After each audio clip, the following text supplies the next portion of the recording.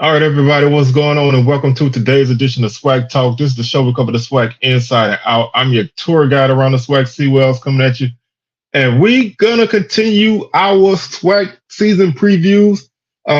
We already did Alabama A&M. This one is my Alabama State preview, and this should have been dropped like Wednesday, man. But life's been crazy.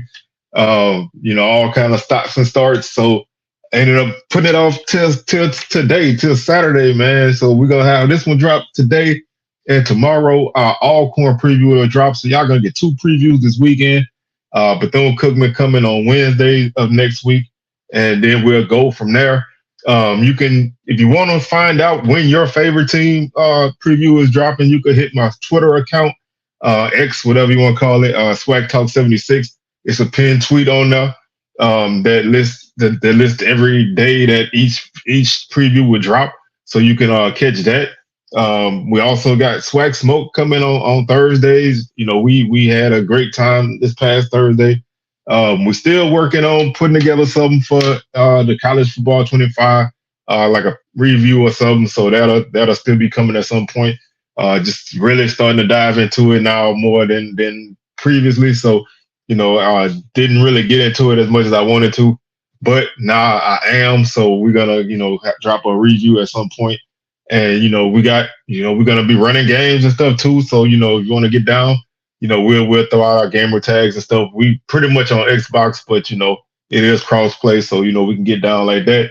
Also, don't forget to hit that Facebook. It's Swag Talk. Instagram Swag Talk. Like I said, the Twitter Swag Talk 76. Like the video, share it, comment, and subscribe if you haven't done so already. So let's go ahead and get into this, man. We're not going to prolong nothing else, man. We're gonna make this happen. The Alabama State Hornets finished at 7-4 last season. 5-3 in conference.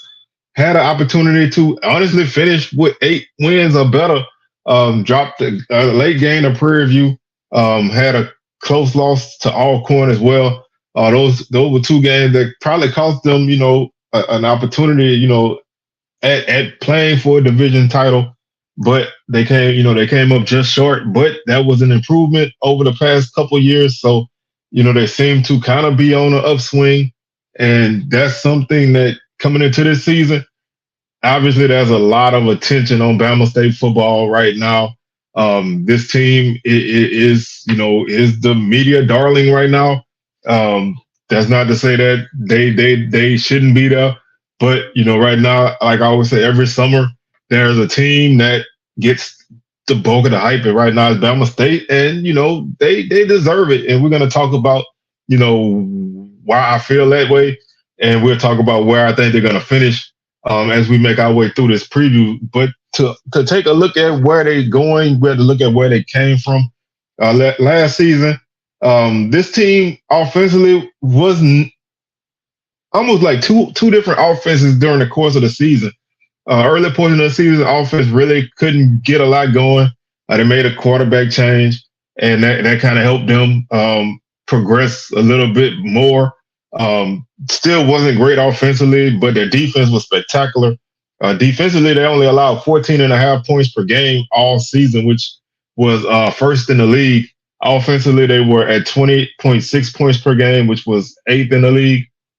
Total offense, they finished ninth at 299.9 yards per game, so basically 300 yards per game. Averaged 5.3 yards per play with 25 total touchdowns. Total defense, they were second at 281 yards per game, 18 touchdowns, 4.5 yards per play. This was a team who, honestly, if they could score 21 to 24 points, they were probably going to win the bulk of their games, but they couldn't always get there. And that was an issue. Running the ball, they were 11th at 111 yards per game, averaged 3.5 yards per carry, had 10 touchdowns on the season, which was the second fewest. Rushing defense, they were second at 100 yards per game, 8 touchdowns, which was the least in the league, allowed 3.2 yards per carry as well, which was second fewest in the league. Passing offense, they were 7th, so they kind of came up a little bit in the passing game, 188 yards per game. 15 touchdowns and 8 interceptions. Opponents threw the ball for 181 yards per game, 10 touchdowns, and 11 interceptions. they finished second in sacks allowed with 15. So the offensive line did a really good job of protecting the quarterback. They finished with 25 sacks as a defense, was sixth in the league. Third down conversions. Offensively, they were eighth at 32%. Defensively, they were second at 30%. So, like I said, they did a good job of getting stops on defense. They didn't really do a good job of driving the ball down the field as an offense. Fourth down conversions, they were 11th at 36.4%. And opponent fourth down conversion rate was at 68%. So there were some chances, there were some situations where the opponents were able to extend drives on fourth down. But, all in all, they did a good job of keeping teams out of the end zone and off the scoreboard as a whole. And when you do that, you're going to find yourself in a pretty good spot. The thing was, like I said, individually, there wasn't a lot of great numbers individually for this team. The top guy on any phase of the offense was Keyshawn Johnson. Last season, he finished with 61 catches for 829 yards and 7 touchdowns. Nobody else really was anywhere in that range. And that kind of makes for an interesting situation for this team. There's a lot of opportunity for guys to make something happen on the offensive side of the ball.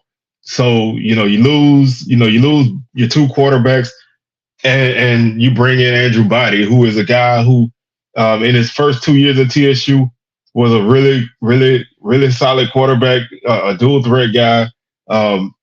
Was able to move the ball with an offense at TSU that wasn't always the greatest, but he can pass the ball fairly well. He can run the ball well. This season, he's coming in, with some extra muscle to his frame to allow for him to take a little bit more contact. But they finished, their offense is basically wide open in terms of returning guys. There's not a lot. There's not a lot that's coming back in terms of production. Their leading returning receiver is Tyree Saunders. And he really didn't play. He played in 9 games last season, had 16 catches, 283 yards, and 2 touchdowns. The bulk of that came in 1 game against Prairie View. Other than that, they don't really have a lot coming back in terms of returning production in the passing game. Marcus Harris is the leading returning rusher. He has 340 yards and 4 touchdowns. He averaged 3.8 yards per carry. Made second team All SWAC in the preseason. Again, not a lot gonna be in terms of returning guys. Not a lot there in terms of production. So there's room for guys to kind of step in and make some things happen. They're obviously trying to open things up offensively. They have a new offensive coordinator, so you're gonna have a different look. They're bringing in bigger body guys at the receiver position. A guy on that offense that I love is Dylan Creech, aka Creech.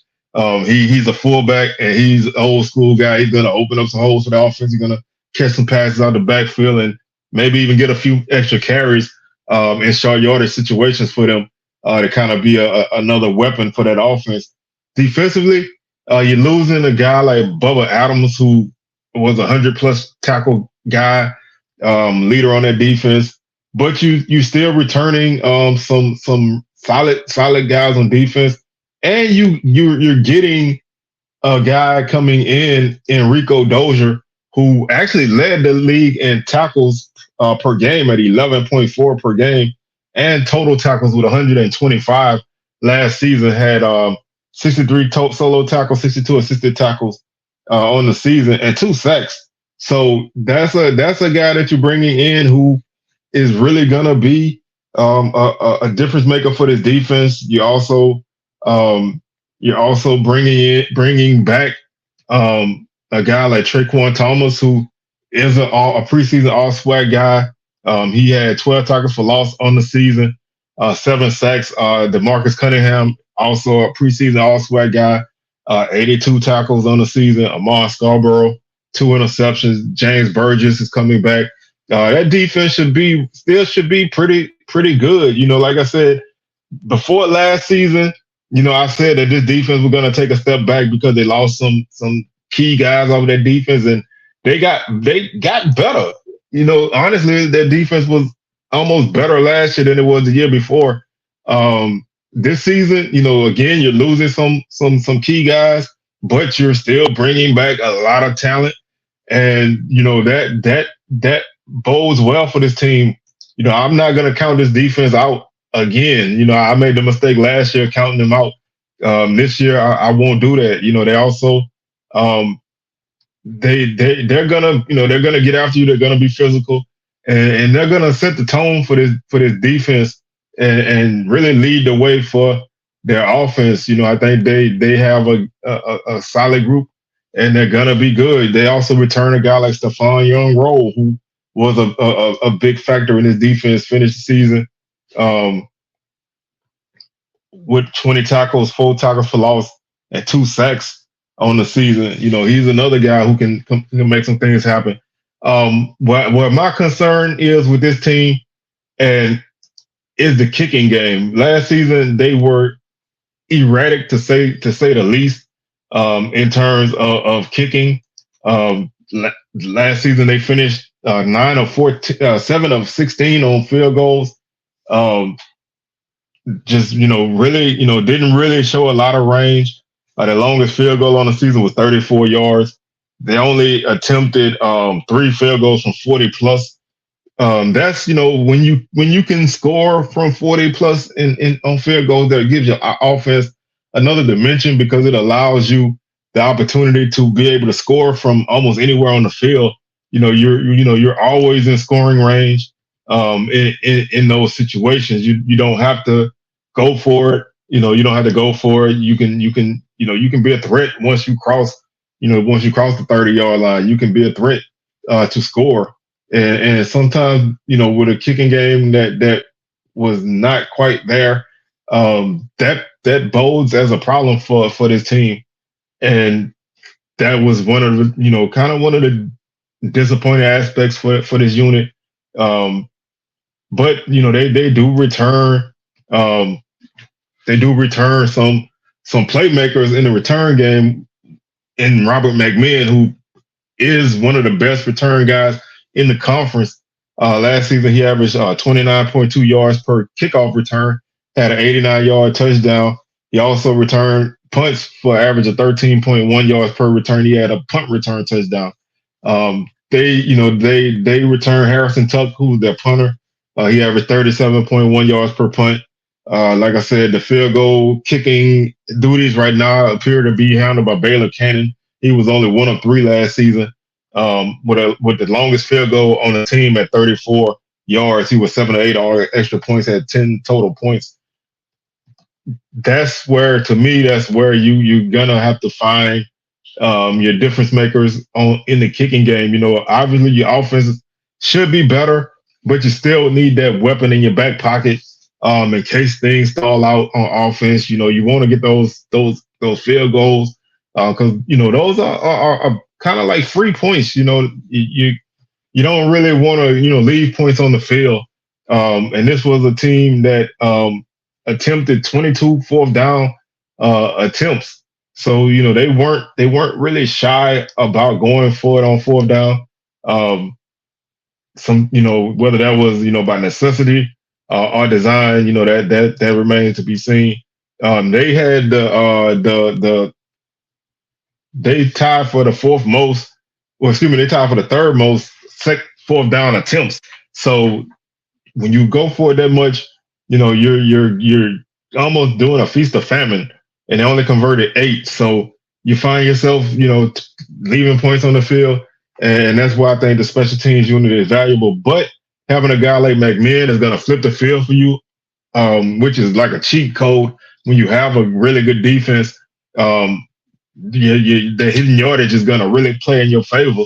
So having that, and then having an offense that should be a lot better this season, although there's going to be some growing pains. There's always that when you adding, when you have a new system and you have new guys on that offense, you're gonna have those growing pains.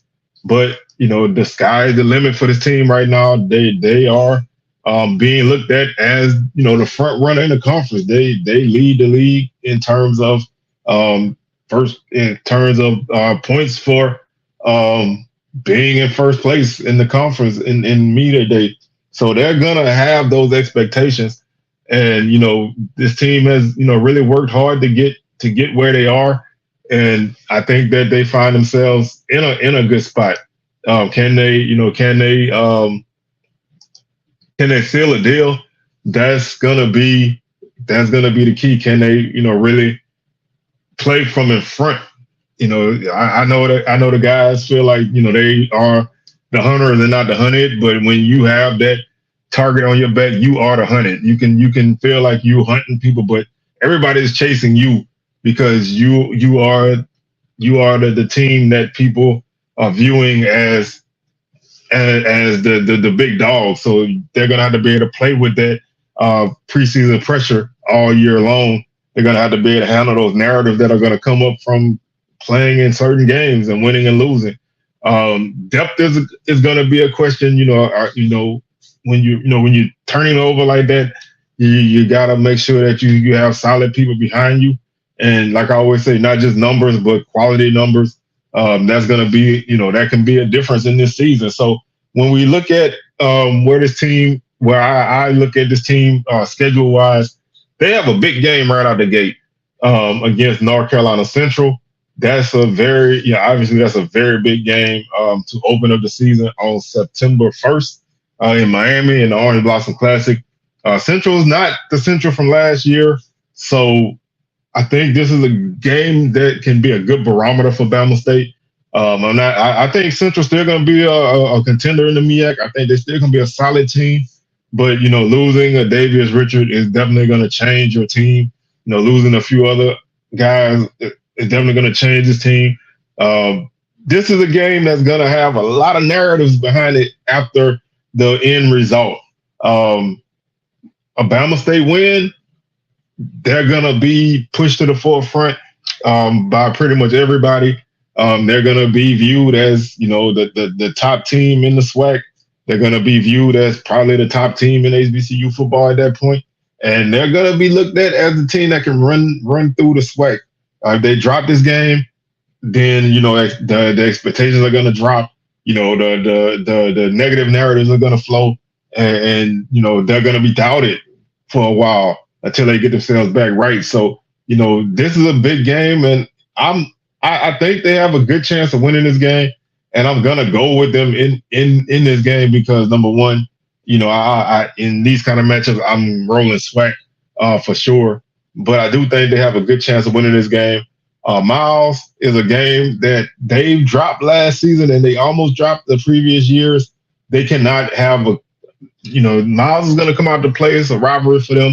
They're gonna come out to play. They're gonna be tough. They're gonna be aggressive, but they really can't afford to drop this game, especially coming off of the Central game.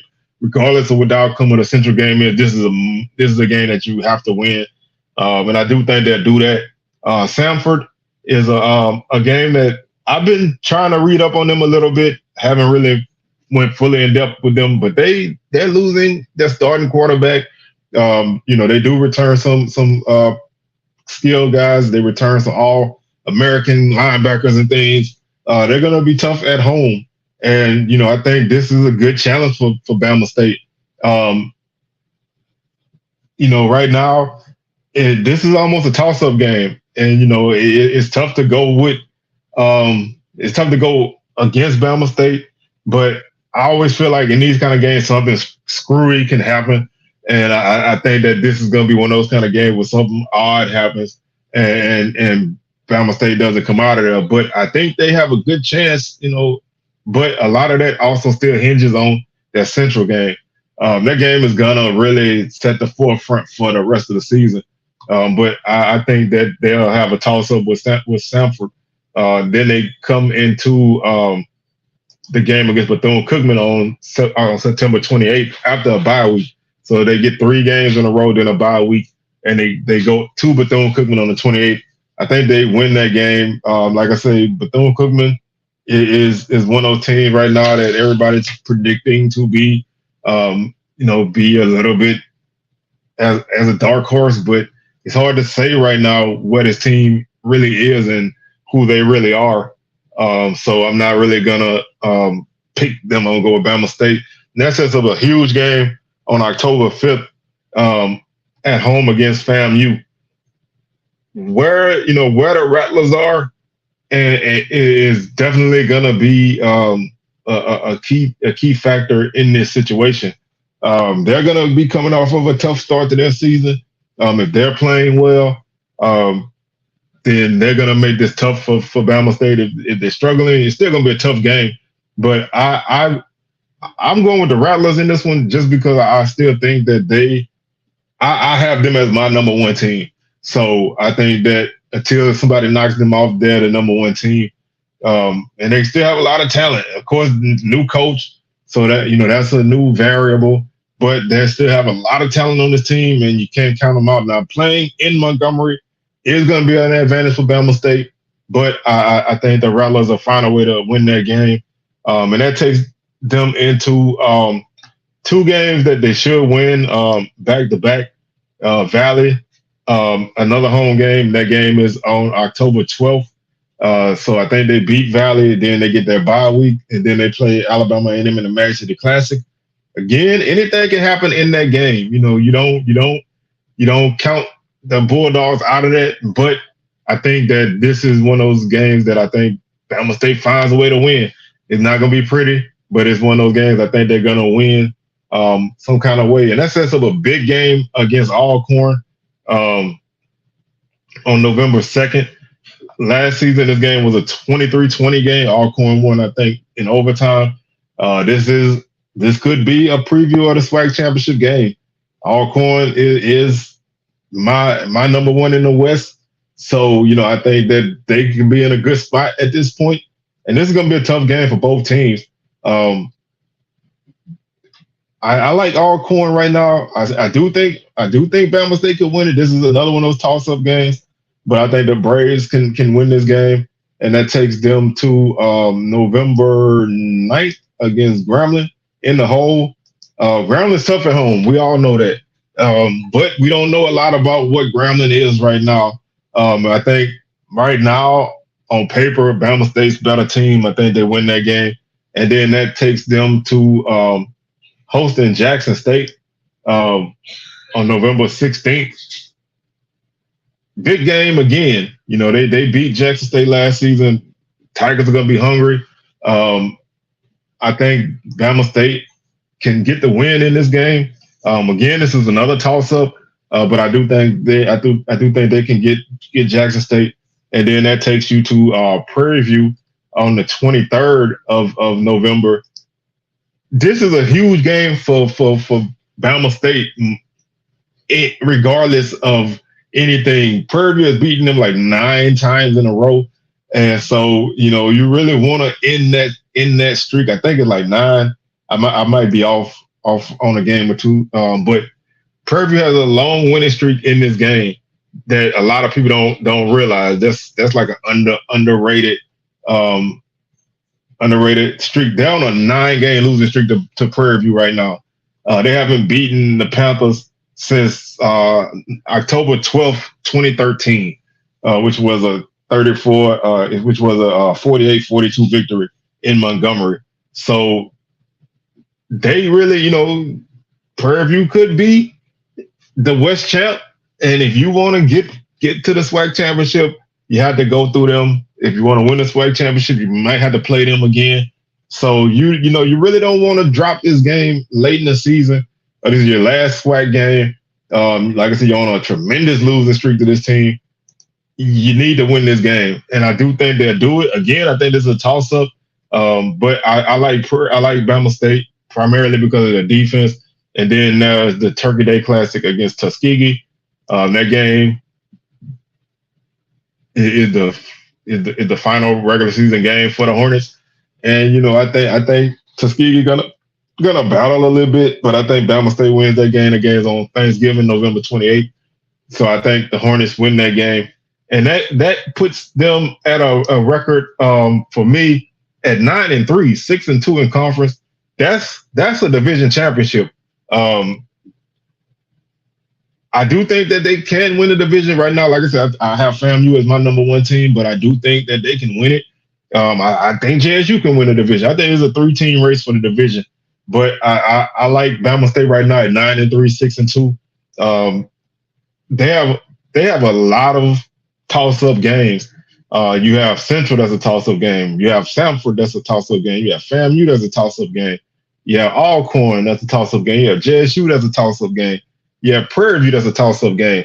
So they have some games that are really, could go either way. And then you can throw in Grambling and Alabama A&M as two other games that could be possible toss-up games. There's a lot of things that can go one way or the other for this team. If things break the right way for them, they should have a really good season. So I set their ceiling at 11-1, and I know that's a crazy number, but like I said, if they win those toss-up games, they can have a really, really great season. I didn't predict them to go 12-0 because I don't ever predict anybody to go undefeated. I just feel like, especially in the SWAC, you can drop a game that you're not supposed to. They have a non-conference game against Samford that's going to be tough. They have a non-conference game against Central that can be tough. So, I think that, you could easily drop one of those games, especially early in the season. So I'm not going to say they can finish 12-0, which, who knows? Maybe they will. But, I put that ceiling at 11-1. I think the floor is 7-5. And that's basically flipping those some of those toss-up games from wins to losses. If they finish anything worse than 7-5, I think that's a horrible season for them. If they finish 6-6, that's not a good season. If they finish 5-7, then something went horribly wrong. I think this is a team that's gonna be in that 7 at worst, that 7 to 8 win mark. If I had to set their win total, I would put it at like 8 or 8.5. I think that's a good spot for them. 8 wins, 9 wins, 6 conference wins. That puts you in a good spot to win the division. That puts you in a good spot to probably host the SWAC championship, because I do think the East champ is going to host, because I don't think the West champ is going to have fewer than 2 losses. So, even 3. But, I think the East champ has a better opportunity to kind of take hold of it. But it's going to be a battle all the way through. So, again, I like what the Hornets are. I like the Andrew Body move. I think this is a good fit for both sides. I think it's a good fit for him. I think it's a good fit for the team. I know the expectations are high, and sometimes when expectations are high for a team, they don't match them. So there's gonna be a lot of ups and downs for this team, and they're gonna find out who they are in the first 3 weeks of the season.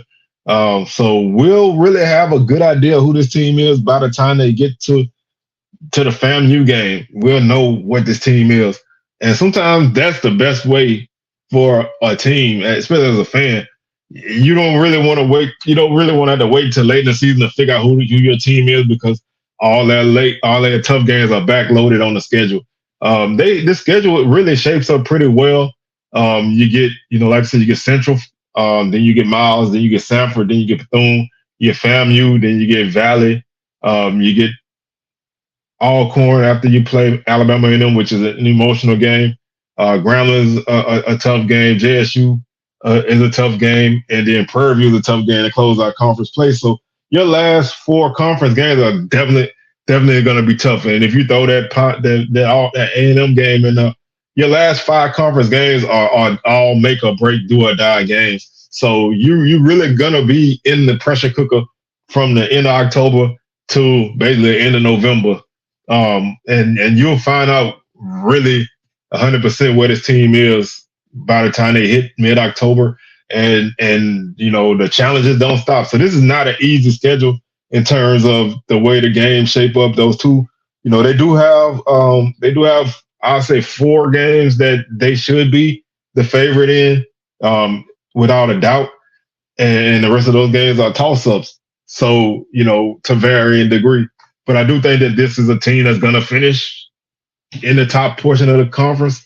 And I do think they have a great chance at winning the division. But right now, I think they're, again, 9-3 and 6-2 in conference, which is a great record. And that puts you squarely in the hunt for the division, which is basically all you can ask for. So with that being said, man, I'm your tour guide around the SWAC Seawells. Got an Alcorn preview coming tomorrow, Bethune-Cookman on Wednesday, and SWAC Smoke on Thursday. Like the video, share, comment, and subscribe. And we will catch y'all on the rebound. Peace.